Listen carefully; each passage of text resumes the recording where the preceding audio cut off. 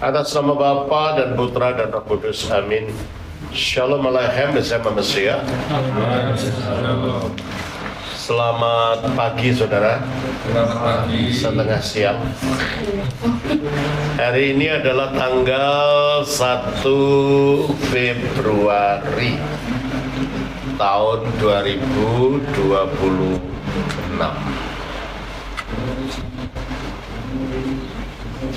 Waktu berjalan terus. Kemarin baru tahun baru, sudah kita habiskan 1 bulan. Sekarang sudah menginjak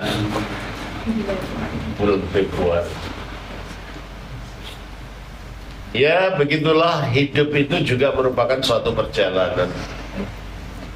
Tidak ada yang bersifat mandek. Hidup berjalan terus.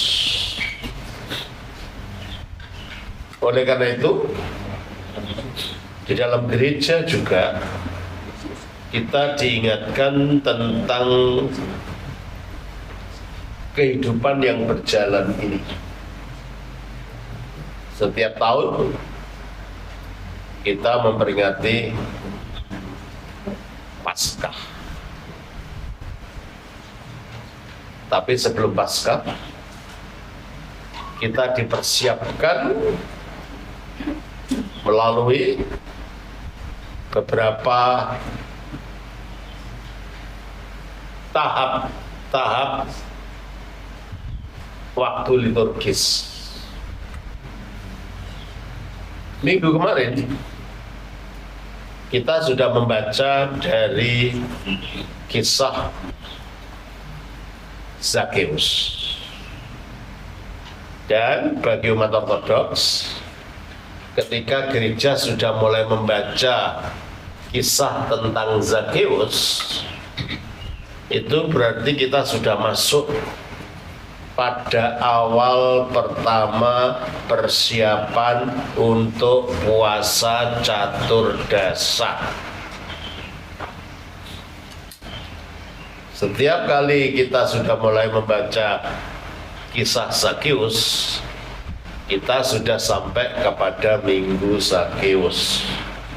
Dan itu awal kita masuk ke dalam persiapan puasa catur dasa. Dan minggu yang kedua apa? Zakheus, minggu yang kedua hari ini. Tadi dibaca apa? Minggu orang Farisi dan pemungut cukai. Minggu ketiga, Minggu anak hilang. Minggu keempat, Minggu pengadilan akhir. Minggu kelima, Minggu pengampunan dosa. Baru hari Senin esoknya kita mulai puasa. Ini diingat ya, umat Ortodoks harus tahu ini. Minggu pertama persiapan apa? Zakheus. Minggu kedua apa? Orang Farisi dan pemungut cukai. Minggu ketiga, anak hilang. Minggu keempat, minggu kelima, baru hari Seninnya kita sudah mulai puasa. Nah, waktu puasa ini ada juga perjalanannya. Puasa catur dasa minggu pertama, minggu apa? Gereja apa? Minggu Ortodoksi. Iya. Minggu kedua minggu apa? Gregorius Palamas. Minggu ketiga apa? Minggu pengangkatan salib. Minggu keempat apa? Minggu Yohanes Kelimakus. Minggu kelima apa? Minggu Maria dari Mesir. Nah, setelah Minggu Maria dari Mesir itu, hari Jumatnya minggu itu sebenarnya puasa catur dasa sudah selesai, tapi dilanjutkan dengan puasa pekan kudus yang dimulai dengan apa? Sabtu Lazarus, lalu Minggu Palem, ya, malamnya Sabtu Kudus, Senin malamnya Selasa Kudus, Selasa malamnya Rebu Kudus, Rebu malamnya Kamis Kudus. Kalau di gereja Katolik itu namanya Kamis Putih, kalau kita namanya Kamis Kudus. Terus Kamis malamnya Jumat Agung, ya. Sabtu paginya itu Sabtu Kudus, Sabtu malamnya Minggu Paskah. Jelas ini ya. Jadi harus diketahui ini masa yang sangat penting. Nah, sekarang kita sampai kepada minggu kedua dari persiapan Pekan Kudus, dari persiapan puasa catur dasa, yaitu minggu orang Farisi dan pemungut cukai. Mengapa minggu ini ditetapkan oleh gereja sebagai minggu kedua dari masa puasa ini? Kalau minggu pertama Sabtu Lazarus itu intinya adalah kita yang selama ini jauh dari Tuhan, berusaha mencari Tuhan dengan meningkatkan kehidupan kita yang digambarkan Zakeus naik pohon mencari Yesus. Sekarang minggu ini kisahnya adalah dua orang, yang satu pemungut cukai. Nah, pemungut cukai itu siapa? Tukang narik pajak, ya, pegawai pajak. Hanya bedanya pegawai pajak waktu itu adalah pegawai pajak yang ditunjuk oleh pemerintah Romawi untuk menarik pajak kepada orang-orang Israel, dan yang ditunjuk adalah orang Yahudi sendiri. Dan biasa kalau pajak itu tempat paling basah kan, banyak uang, sehingga terjadi banyak korupsi di dalam apa yang dilakukan oleh orang-orang ini. Sehingga ketika mereka menarik pajak kepada teman-teman sebangsanya, mereka sering mengambil lebih daripada yang seharusnya dan melakukan pemerasan. Sehingga pemungut pajak itu terkenal sangat kaya. Contohnya Zakeus. Mereka menjadi kaya karena korupsi. Dan itulah sebabnya para pemungut cukai ini sangat dibenci oleh bangsanya sendiri. Pertama, karena mereka berkhianat pada bangsanya, sebab mereka jadi anteknya penjajah Romawi. Yang kedua, mereka melakukan tindakan-tindakan pemerasan terhadap bangsanya sendiri, sehingga orang-orang Farisi itu digambarkan sebagai orang-orang yang berdosa. Orang Farisi, orang pemungut cukai, bukan orang Farisi. Nah, kalau orang Farisi siapa? Orang Farisi ini adalah kelompok di dalam agama Yahudi di zaman kuno yang merasa bahwa dirinya itu sebagai orang-orang yang sangat alim, yang sangat ketat menjalankan hukum Taurat, sehingga mereka membenci orang-orang lain.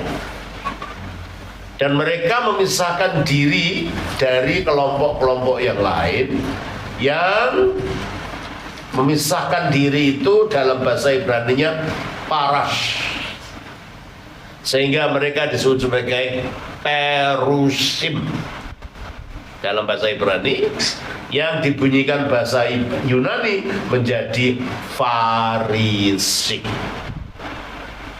Jadi orang Farisi adalah orang-orang yang memisahkan diri dari kebanyakan orang karena begitu fanatiknya sehingga mudah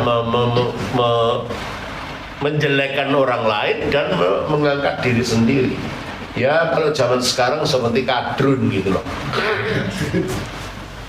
Ya kadrunnya orang Yahudi waktu itu. Ya. Nah ini juga dibenci oleh orang. Makanya ketika kita baca dalam kisah ini, Lukas pasal yang ke-18, ayatnya yang ke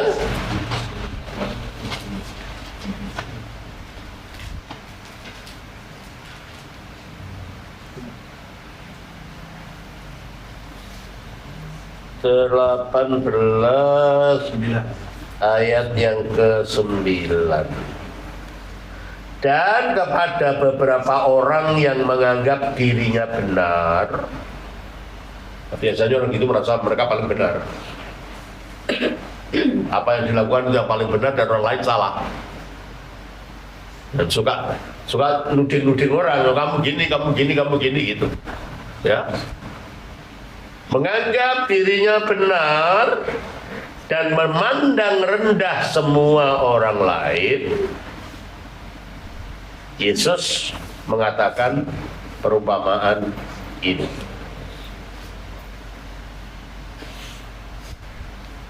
Ada dua orang pergi ke Bait Allah untuk berdoa.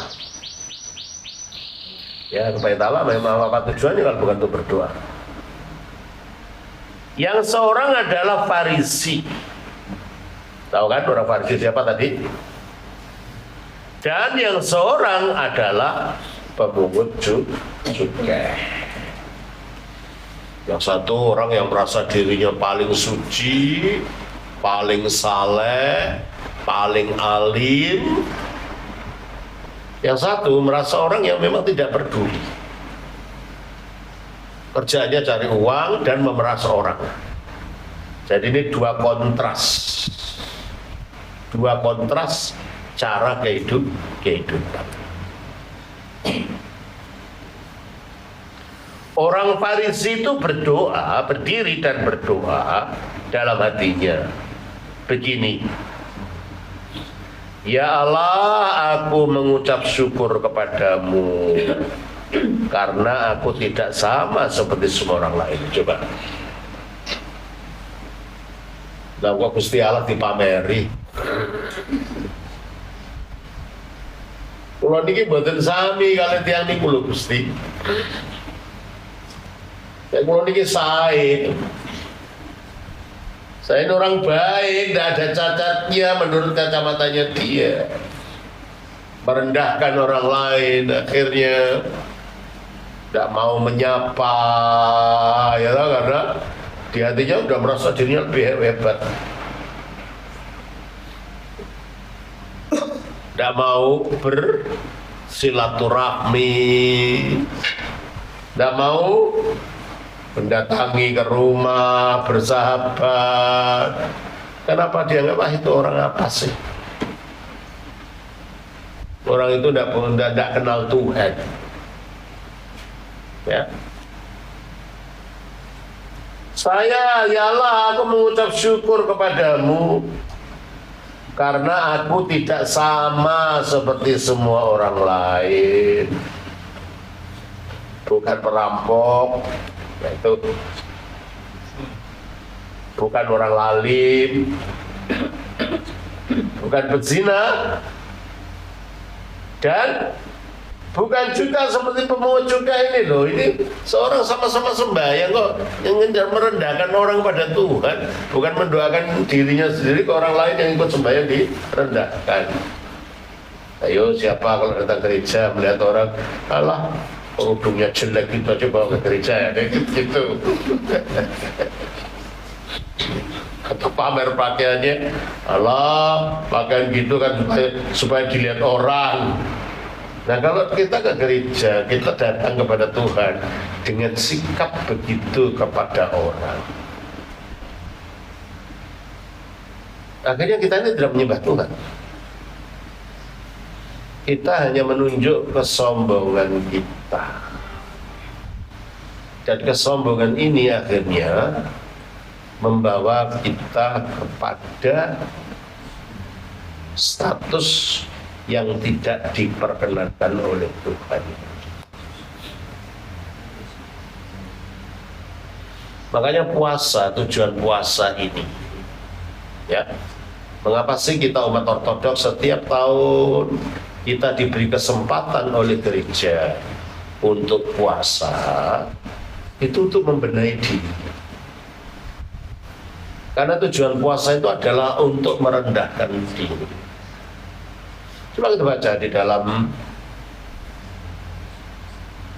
kitab Imamat 16 ayatnya 28. Siapa yang membakar semuanya itu harus mencuci pakaiannya, membasuh tubuhnya dengan air. Ayat berapa tuh? Ayat berapa? Imamat 16 ayat 28. 29. Inilah yang harus menjadi ketetapan untuk selama-lamanya bagi kamu, yakni pada bulan yang ketujuh, pada tanggal 10 bulan itu, kamu harus merendahkan diri dengan berpuasa. Ya, merendahkan diri dengan berpuasa. Inilah adalah hari raya pendamaian dalam perjanjian lama atau hari raya Yom Kippur. Hari raya pembersihan diri yang diikuti dengan puasa. Nah, tujuan puasa ini bukan untuk cari pahala, enggak. Apalagi kita orang Kristen. Pahalanya sudah diberikan pada waktu firman Allah jadi manusia, naik ke atas salib, mati, dikuburkan, dan bangkit. Itu pahala paling besar. Oleh karena itu, puasa itu tujuannya bukan untuk cari pahala, bukan. Puasa itu tujuannya tuh benahi ini loh, benahi diri ini loh. Membenahi batin, yang batinnya isinya macam-macam, ya sombong, ya benci, ya nyimpen dendam, ya iri, macam-macam. Nah, yang begitu-begitu itu perlu dibersihkan. Sebab batin yang demikian itu tidak akan berkenan kepada Tuhan. Makanya kita diberi kesempatan untuk membenahi diri melalui waktu puasa seperti ini. Untuk apa tadi? Untuk apanya tadi? Merendahkan diri. Merendahkan diri. Bahasa Ibraninya inah nefesh. Nefesh itu kalau bahasa Arab nafas, artinya jiwa. Inah nefes itu menekan jiwanya supaya tidak mengikuti hawa nafsunya yang selalu bergejolak. Jadi puasa itu pada dasarnya adalah untuk mengendalikan hawa nafsu dan kalau bisa mematikan. Ya memang untuk mematikan tidak bisa sekali jadi. Makanya selama kita setiap tahun selalu ada puasa ini, dan gereja ortodoks itu paling banyak puasanya. Puasa apa saja coba? Natal ya puasa, mau Paskah ya puasa, memperingati kematian Bunda Maria ya puasa. Ya, apalagi para rasul juga puasa. Tujuannya apa? Karena tujuannya memang kita percaya kepada Kristus itu bukan hanya sekedar untuk bersenang-senang, tetapi percaya kepada Kristus itu untuk mencapai pengudusan. Nah, kenapa sih kalau nggak kudus? Kalau hidup nggak kudus, kenapa? Coba kita baca di dalam Ibrani 12 ayat 14.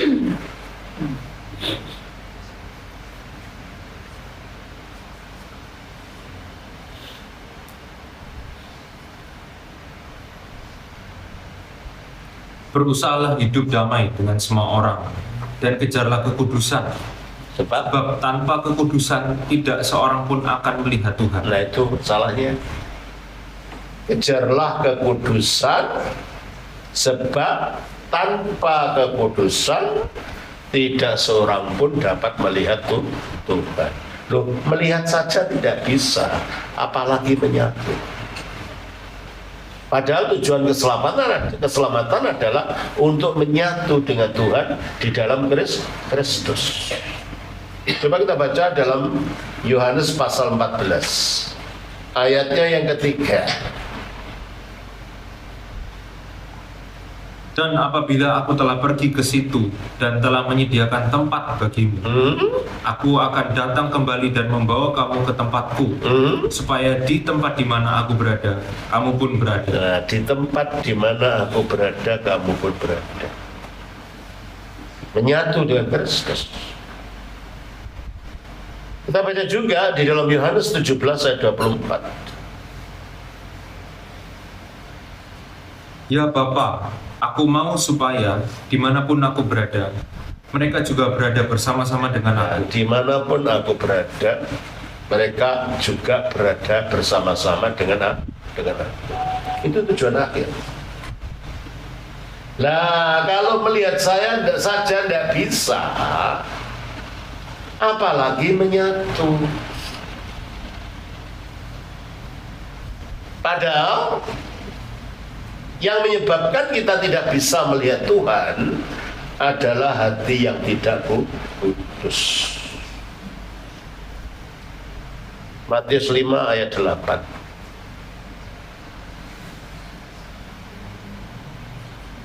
Berbahagialah orang yang suci hatinya, karena mereka akan melihat Allah. Nah, kalau hatinya tidak suci gimana? Tidak bisa melihat Allah. Ya, tidak bisa melihat Allah. Karena tujuan kita adalah menyatu dengan Allah, bukan hanya sekedar melihat. Maka adalah sangat penting bahwa kita menyadari tujuan kita hidup sebagai orang Kristen Ortodoks itu apa? Untuk menyatu dengan Allah melalui hidup yang kudus dan dikuduskan. Nah, hidup yang tidak kudus itu apa? Yang dipenuhi dengan segala macam ego dan kesombongan. Ya, contohnya orang Farisi tadi. Banyak iri hati, banyak dengki, banyak cemburu, teman-teman semuanya. Itu hati yang penuh dengan segala macam beban yang tidak akan menuntun dia menyatu dengan Tuhan. Makanya di dalam khotbah di bukit, di dalam Matius pasal yang ke-6, ayatnya yang ke-1, ayat 5 ayat 1 mungkin 5. Ya. Ketika Yesus melihat orang banyak itu, naiklah ia ke atas bukit, dan setelah ia duduk, datanglah murid-muridnya kepadanya. Terus? Maka Yesus pun mulai berbicara dan mengajar mereka, katanya, berbahagialah orang miskin di hadapan Allah, karena mereka lah yang punya kerajaan surga. Oke. Bahasa aslinya, makari petoki tis pneumatis. Berbahagialah orang yang miskin dalam roh.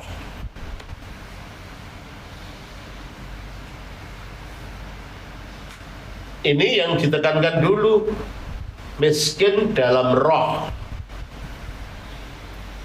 Roh yang tidak miskin itu apa? Roh yang tidak miskin itu dipenuhi dengan segala kecampur hawa nafsu.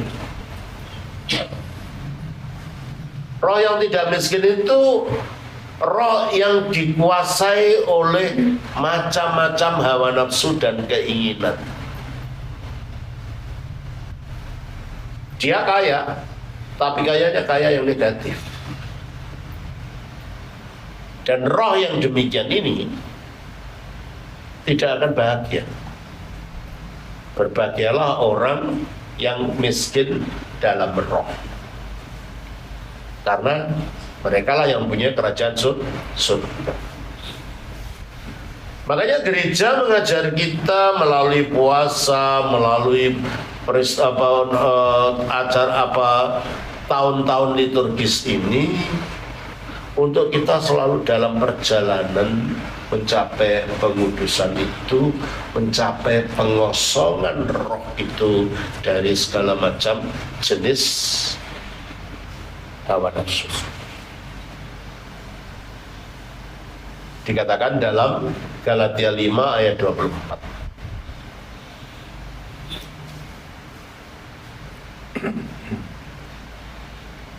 Barang siapa menjadi milik Kristus Yesus, ia telah menyalibkan daging dengan segala hawa nafsu dan keinginan. Dia. Barang siapa menjadi milik Yesus Kristus, dia sudah menyalibkan daging dengan segala hawa nafsu dan keinginan. Ketika hawa nafsu dan keinginan itu masih berkecamuk dan masih menggelegak di dalam dada kita, ini kita harus hati-hati. Berarti belum ada pembersihan di dalam batin ini. Berarti kita sama dengan orang Farisi tadi. Mungkin dia mengatakan saya bukan merampok. Ya mungkin secara fisik kamu tidak merampok. Tapi pernahkah hatimu merasakan ingin memilih punya orang lain? Tidak merampok tangannya, tapi hatinya memiliki hawa nafsu itu. Sama aja. Ya. Banyak orang mengira dirinya itu sudah rohani karena dia tidak merampok, tidak berzina. Ya mungkin kamu tidak mengganggu orang lain, kamu setia pada istrimu atau kamu setia pada suamimu. Tapi Alkitab juga mengatakan, Matius 5 ayat 28,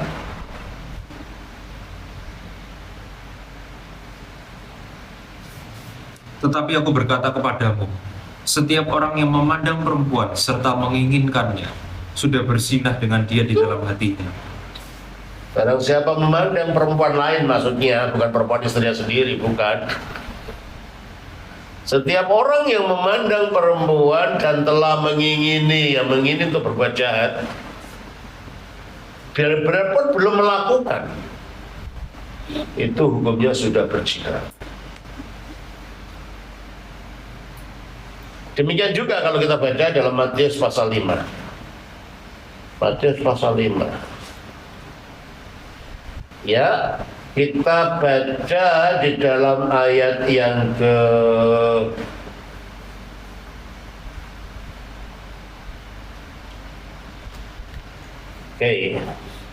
ayat 21 22.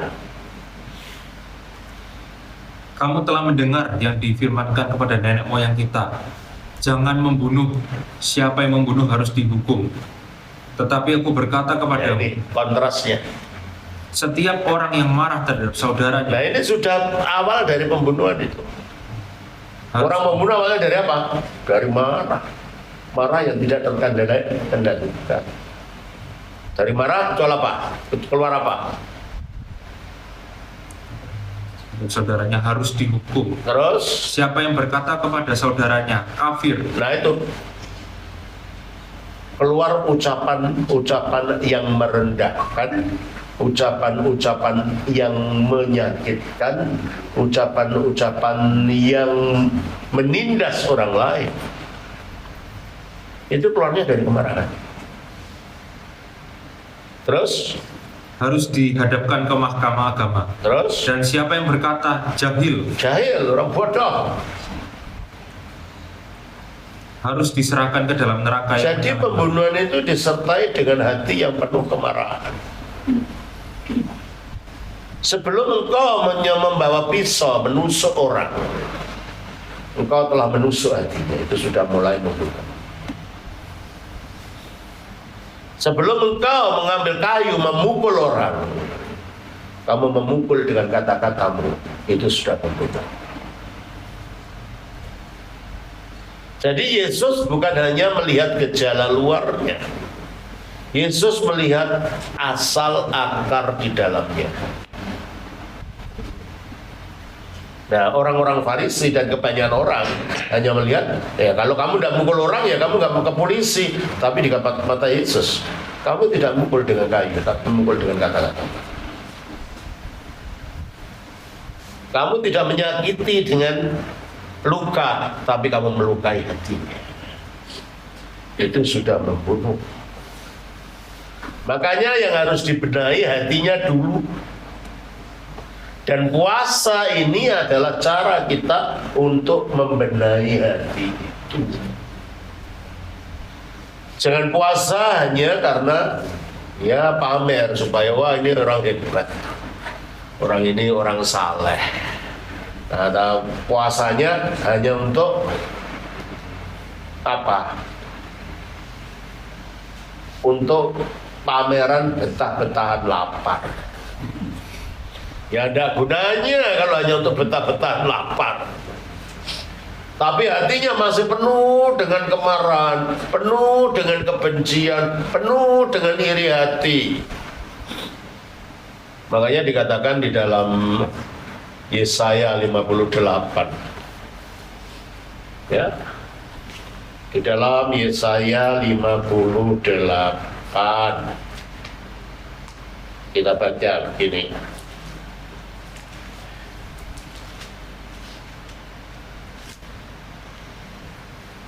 Mulai kita baca ayat 4. Sesungguhnya kamu berpuasa sambil berbantah dan berkelana. Mulai ayat 3 saja. Ayat 3. Mengapa kami berpuasa dan engkau tidak memperhatikannya Nah, juga? ini orang Israel waktu itu komplain ya. Tuhan, saya ini puasa loh, kok kau tidak perhatikan sih?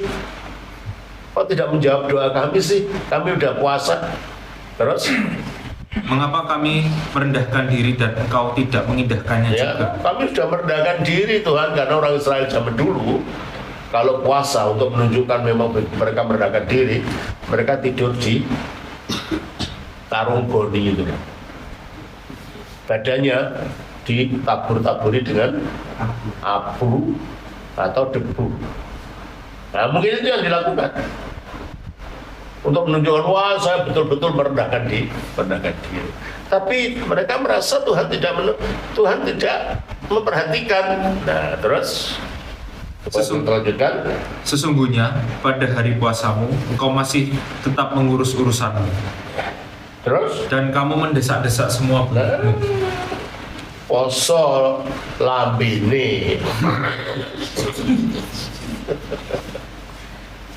Tapi pikirannya masih memikir urusan macam-macam, masih penuh dengan kebencian dengan temannya, masih penuh kebencian dengan saudaranya. Itu bukan mau puasa. Dan kalau dia seorang bos masih tidak mau membayar pada buruh-buruhnya yang bekerja di tempat dia. Puasa itu harus memunculkan sikap kepedulian dengan orang lain. Kalau puasa kita malah menunjukkan kesombongan, kilo.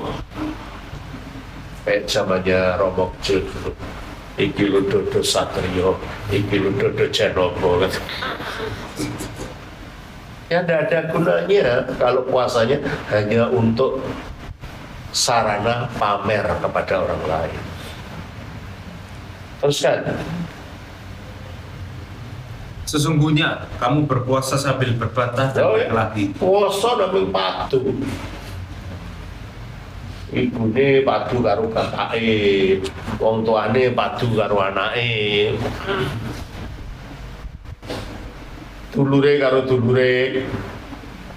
Saudara dengan saudara, orang tua dengan anak. Menjelek-jelekan saudaranya sendiri. Tapi puasa, mulutnya puasa, hatinya tidak puasa. Dan puasa yang demikian ini tidak akan berkenan kepada Allah. Terus? Serta memukul dengan tinju. Oh, mukul. Puasa kok ngantemi orang. Terus? Dengan tidak semena-mena. Iya, terus. Dengan caramu berpuasa seperti sekarang ini, suaramu tidak akan didengar di tempat ini. Nah, dengan caramu berpuasa seperti sekarang ini, suaramu tidak akan didengar di tempat ini. Percuma. Sia-sia kamu lapar. Ya. Terus. Sungguh-sungguh, inikah berpuasa yang kukehendaki dan mengadakan hari merendahkan diri. Jika engkau menundukkan kepala seperti gelagah dan membentangkan kain karung dan abu sebagai lapik tidur. Wajahnya dinyermuskan supaya kelihatan waduh orang puasa, lapar. Ngapain wajahnya? Makanya Tuhan Yesus bilang, kalau kamu puasa suruh apa? Basuhlah wajah. Minyailah kepalamu. Supaya bukan itu yang ditunjukkan, tapi puasanya betul-betul puasa hatinya, puasa batinnya. Karena tujuannya memang untuk pembenahan diri ya, untuk mencapai kekudusan tadi. Terus, sungguh-sungguh itukah yang kau sebutkan berpuasa, mengadakan hari yang berkenan kepada Tuhan? Bukan. Nah itu jelas sekali dan Tuhan mengatakan bukan. Terus, berpuasa yang kukehendaki ialah supaya engkau membuka belenggu-belenggu kelaliman dan melepaskan tali-tali kuk, supaya engkau memerdekakan orang yang teraniaya dan mematahkan setiap kuk. tahu kok enggak? Kuk itu pasangan kayu yang ditaruh di pundaknya sapi, yang oleh petani digunakan supaya sapinya bisa dikendalikan ketika sapinya untuk apa, meluku apa itu sebenarnya? Membaca ya. Itu namanya kuk. Nah kalau kita memberikan kuk pada orang artinya memberi beban, entah bebannya apa, macam-macam. Kalau kita selalu membebani hidup orang, mungkin dengan kata-kata, mungkin dengan perbuatan, dan kita tenang-tenang puasa. Loh, kamu ini puasa tapi kok naruh tengkuk pada tengkuk orang. Puasa harus membebaskan hati kita dari hal-hal yang menyakitkan orang lain. Terus, supaya engkau memecah-mecah rotimu bagi orang yang lapar. nah, bukan hanya itu, tapi juga memecah-mecah roti. Artinya, kalau punya tetangga yang tidak mampu dan kita punya, kita rela untuk memberi. Jangan kita puasa tapi kita tetap pelit pada orang lain, tidak bisa. Puasa kita harus mempunyai efek sosial, efek yang akhirnya kita menjadi orang yang lebih peduli pada orang lain. Terus, dan membawa ke rumahmu orang miskin yang tak punya rumah. ya, orang miskin tak punya rumah, dibawa ke rumahnya, ditolong.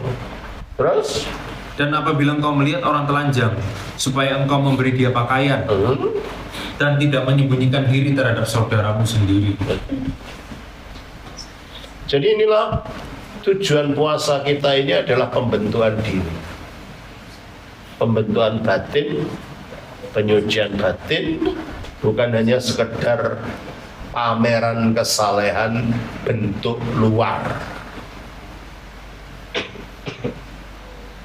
Injil tidak pernah mengajarkan seperti itu.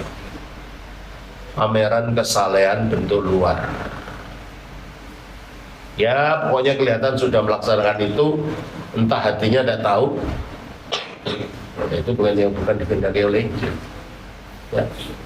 Kembali kepada Lukas tadi. Lukas pasal 18. Ayatnya yang ke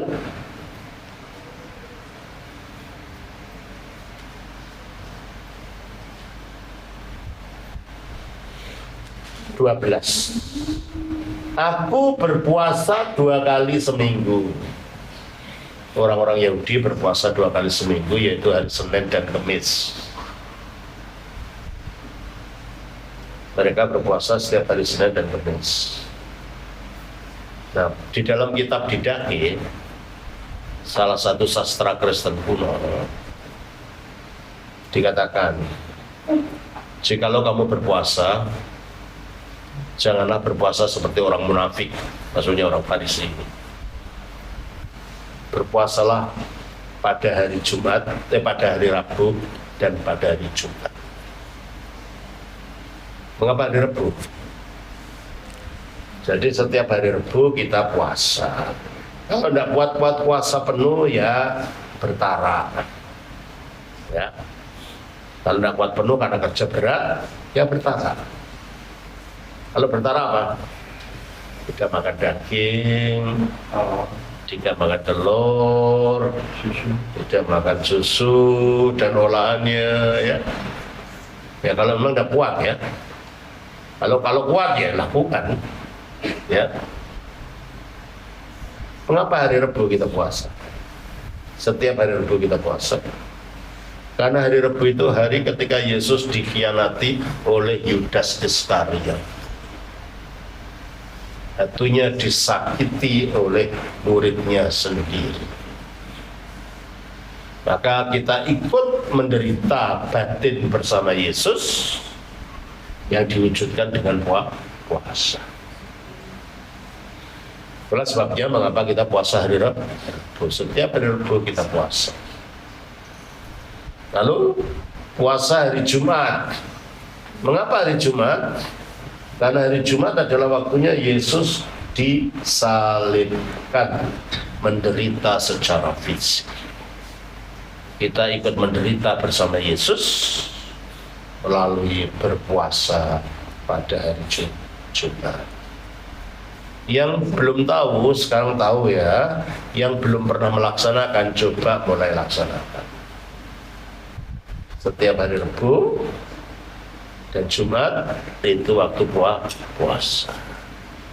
Nah kalau saudara Muslim bisa puasa Kamis dan Senin Kamis, mengapa kita tidak bisa? Ya.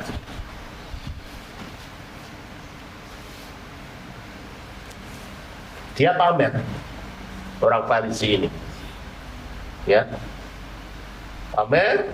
Aku berpuasa 2 kali seminggu. Tuh, kok Gusti Allah mbok pameri poso ping seminggu ping pindho. Gusti Allah ora nate dahar.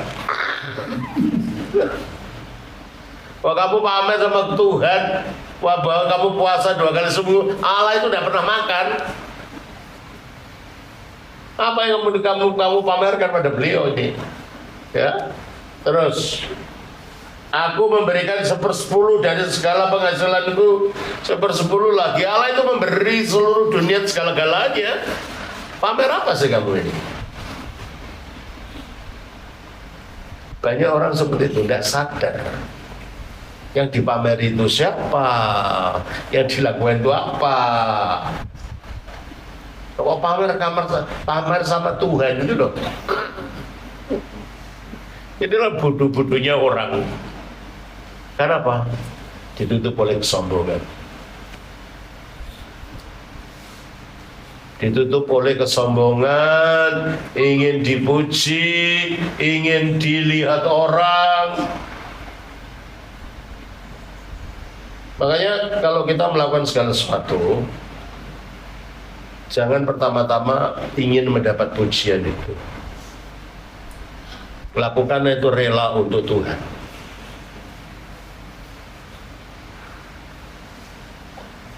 Makanya Romo sendiri, biarpun ada tanah di Bogor sana,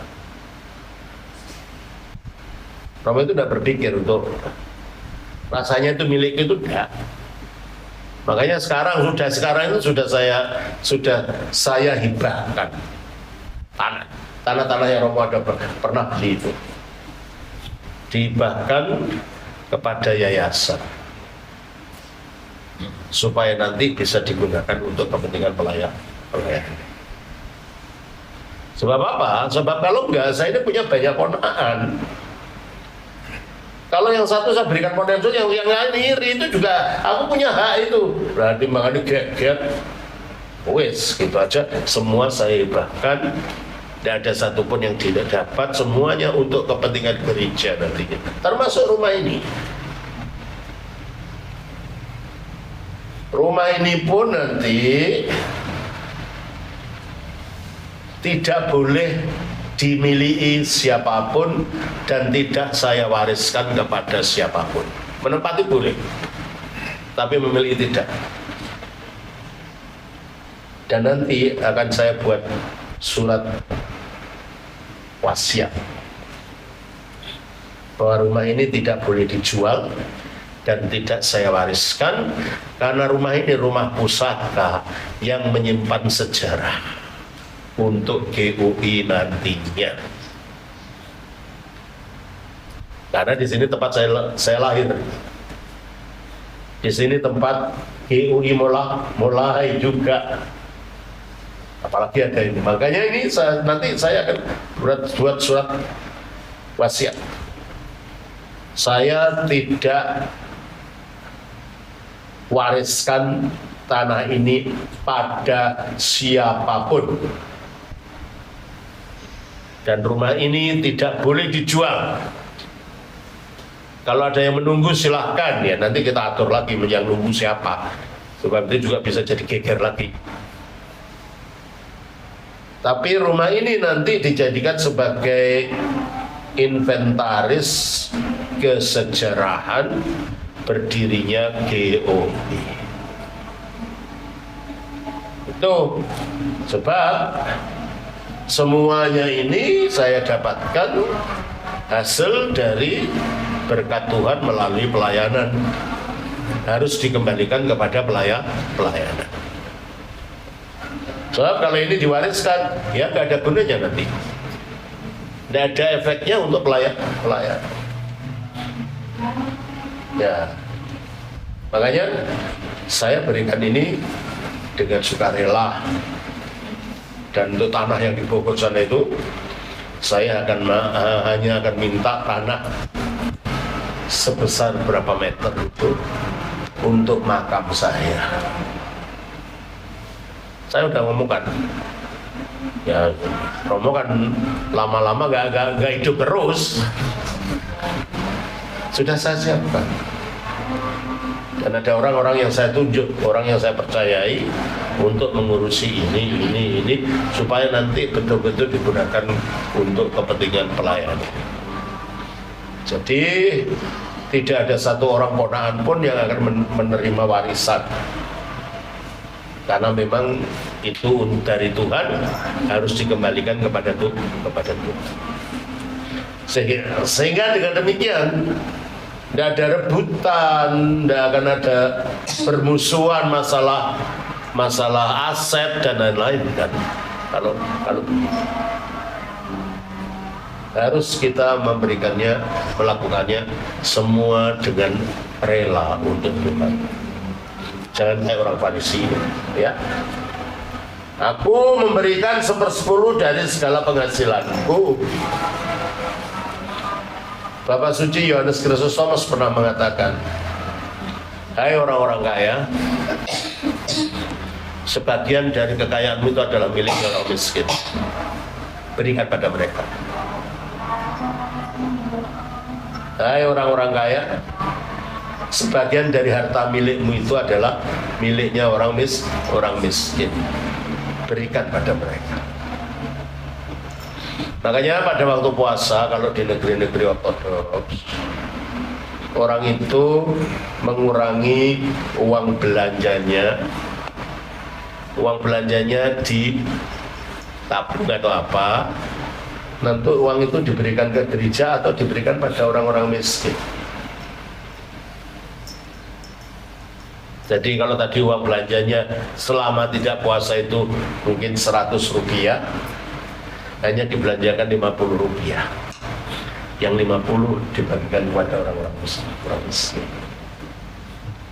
Sebab ada 3 pilar ibadah yang diberikan oleh Tuhan Yesus: puasa, doa, memberi sedekah. Nah, kalau kita puasa tapi hati kita masih pelit dan tidak peduli pada orang miskin, maka berarti hati kita belum rela. Puasa, apalagi doa, memberi sedekah. Hampir setiap agama begitu ya. Orang Islam ada sholat, ada puasa, ada zakat. Orang Hindu juga ada ayatnya, ada punya, ada upawasa, sama. Ya memang itu 3 pilar keagamaan yang ada di setiap agama dan ada di dalam iman ortodoks juga.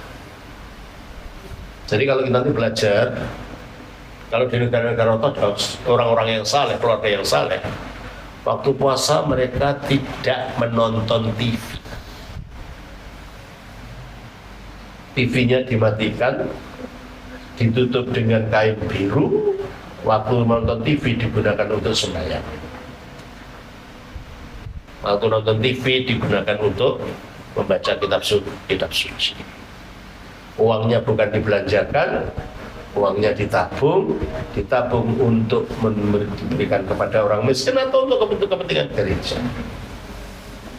Dengan demikian, akhirnya kita terbentuk juga dalam puasa itu untuk peduli pada orang lain. Ya, terus ayat yang ke-13. Tetapi pemungut cukai itu berdiri jauh-jauh, bahkan ia tidak berani menengadah ke langit, melainkan ia memukul diri dan berkata, "Ya Allah, kasihanilah aku orang berdosa." Ya, orang yang dianggap orang yang paling berdosa di masyarakat Israel waktu itu, yaitu orang pemungut cukai. Justru ketika datang ke Bait Allah, dia menyadari kebukan apa-apaan dirinya. Kaya mungkin, punya banyak uang mungkin, tetapi tidak punya kebajikan hati, karena dia memeras orang lain. Tidak punya kerohanian yang tinggi, karena mungkin dia tidak pernah sembahyang, tidak pernah puasa, sehingga dia merasa dirinya kosong, tidak punya apa-apa, tapi dia membutuhkan Allah. Maka ketika dia lari ke Bait Allah ini, dia mengatakan, "Ya Allah," apa katanya? Kasihanilah aku orang berdosa ini. Dan ini yang kita doakan dalam doa puja Yesus. Ya Tuhan Yesus Kristus, Anak Allah, kasihanilah aku orang berdosa. Doa yang paling simpel, tapi sangat dalam kalau direnungi. Mengapa dikasihani? Sebab dia tidak punya apa-apa yang bisa dipamerkan. Pamer kekayaan. Nah, Tuhan itu pemilik segala-galanya, kenapa dipamerin? Ya toh? Pamer kesalehan, oh, Tuhan itu sumbernya kesucian, gimana kita mau pamer kesalehan? Pamer kedermawanan, loh, Tuhan itu yang memberi segala sesuatu untuk kita hidup. Sebenarnya kita tidak bisa pamer apa-apa di hadapan Tuhan. Adanya cuma menyadari, aduh, aku manusia yang salah. Aku tidak memiliki apa-apa. Dan ketika orang bisa sampai kepada titik itu, orang inilah orang yang miskin dalam roh. Jadi langkah pertama untuk menuju kepada kesucian adalah kerendahan hati, miskin dalam roh.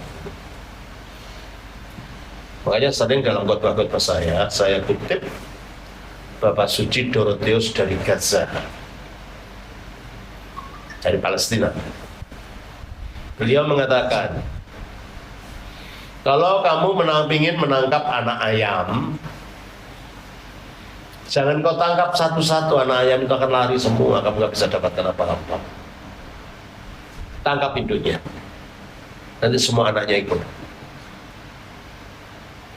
Demikianlah kalau kamu ingin mendapatkan kebajikan rohani, tangkap induknya. Dan induknya itu adalah kerendahan hati. Makanya kerendahan hati itu merupakan awal daripada kita menginjak naik kepada pendakian rohani. Sebab kesombongan itu awal kejatuhan iblis. Mengapa iblis?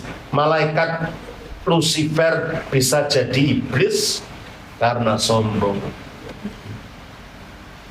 Kita baca di dalam Yesaya 14.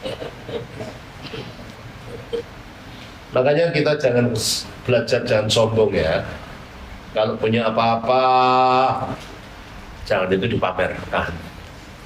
Wah, karena sombongnya punya gelang, kalung, nganting-nganting, wah kayak sama rempeong-rempeong kayak toko berjalan gitu.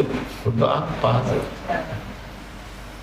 Ya, ada kan orang yang pakai ibu-ibu biasanya memang saya lihat waktu itu di Madura itu ada orang punya hajat, ibu-ibunya upahayanya, ya betul, palungnya apanya semua, badai, apa kayak toko emas berjalan.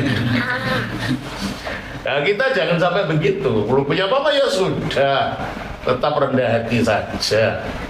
Ya, kita baca Yesaya 14. Yesaya 14.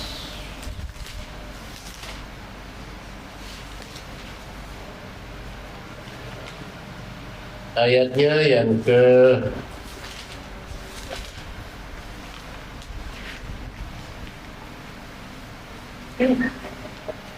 12.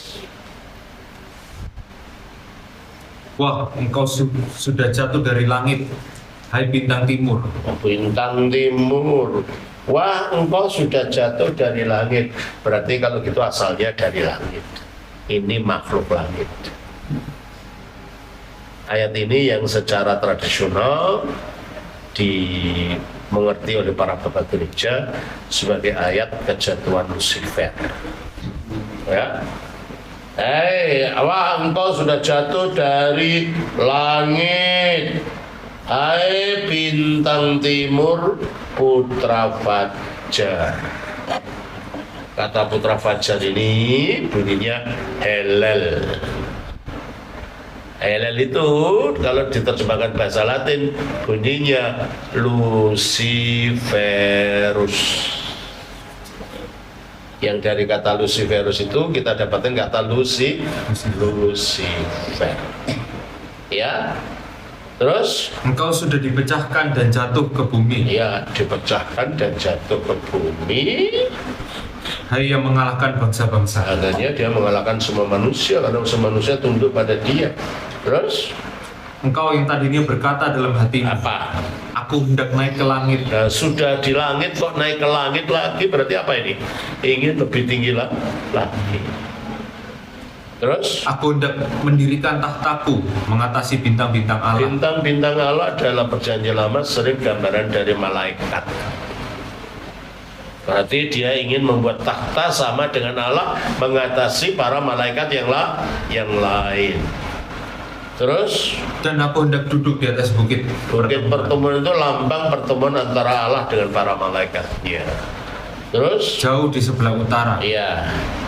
Aku hendak naik mengatasi ketinggian Dan awan-awan. awan-awan dalam perjanjian lama itu selalu kalau ada Allah hadir, selalu ada hadir awan dan cahaya. Maka kalau dia mengatakan aku hendak naik mengatasi ketinggian awan-awan, artinya lanjutkan Hendak menyamai yang maha tinggi. itu hendak menyamai yang maha tinggi. Siapa kamu kok ingin menyamai Allah? Orang yang sombong selalu ingin lebih tinggi dari yang lain, lebih tinggi dari apapun. Dan itu yang menyebabkan dia jatuh. Kesombongan itu yang menyebabkan dia jatuh menjadi iblis. Maka dikatakan selanjutnya, Sebaliknya, ke dalam dunia orang mati engkau diturunkan ke tempat yang paling dalam di liang kubur. oke, makanya dia menjadi penguasa kerajaan maut akibatnya. Makanya barang siapa yang hidup dalam kesombongan dan mengikuti kesombongan hatinya, dia sedang menapak jalannya iblis. Saya ingatkan ini. Barang siapa yang hidup dalam kesombongan dan bertingkah laku sombong, dia menapak jalannya iblis. Dan kalau dia menapak jalannya iblis dan tidak mau bertobat, nanti dia juga akan mengikuti di mana iblis berada. Coba baca Matius 25 ayat 41. Matius 25 ayat 41. Dan ia akan berkata juga kepada mereka yang di sebelah kirinya, enyahlah dari hadapanku, hai kamu orang-orang terkutuk, enyahlah ke dalam api yang kekal yang telah sedia untuk iblis dan malaikat-malaikatnya. Neraka itu ada loh saudara-saudara, bukan hanya surga aja. Ketika kita menapak jalannya setan, kita menapak jalannya iblis, yaitu kesombongan, kita larinya ke situ. Makanya puasa ini mengajar kita untuk mengalahkan kesombongan apapun yang kita miliki, kebanggaan apapun yang kita miliki, untuk supaya kita rendah hati. Kembali kepada Lukas pasal 18 tadi, ayat yang ke-14. Lukas 18 ayat yang ke-14.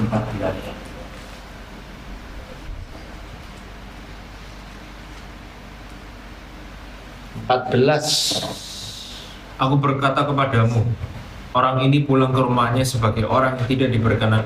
Karena apa? Karena dia merendahkan diri. Ya Allah, kasihanlah aku orang berdosa ini. Cuma itu aja. Dia nggak pamer apa-apa.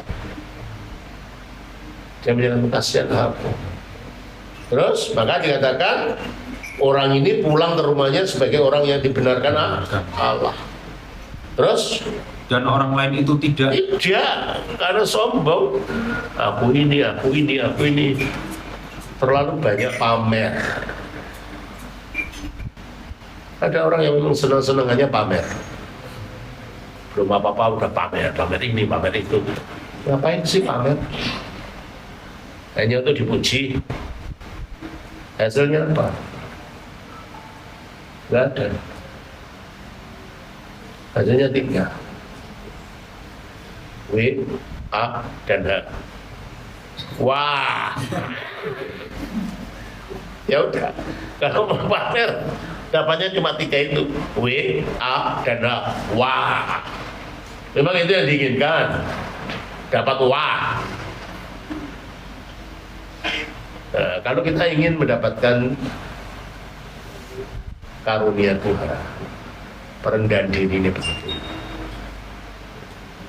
Sebab kasih karunia Allah itu seperti air. Air tidak bisa naik ke puncak gunung. Air itu turunnya ke lembah. Hati yang sombong, hati yang penuh dengan puncak-puncak yang tidak bisa dinaiki oleh air. Hanya hati yang rendah hati, itu yang akan air rahmat Allah itu mengalir. Makanya dikatakan, sebab barang siapa meninggikan diri, ia akan direndahkan, dan barang siapa merendahkan diri, ia akan ditinggikan. Mari coba dalam puasa kali ini betul-betul kita renungkan, tujuan puasa apa sih? Adalah untuk membenahi diriku yang mungkin selama ini ada kesombongan ini dan itu. Sekarang aku singkirkan dengan jalan aku mengendalikan hawa nafsu itu melalui puasa secara fisik, melalui juga pengendalian hati secara batin. Inilah tujuan puasa kita lakukan. Selamat menjalani puasa nantinya. Tuhan berkati. Shalom. Selamat Bapa, Putra, Roh Kudus. Amin.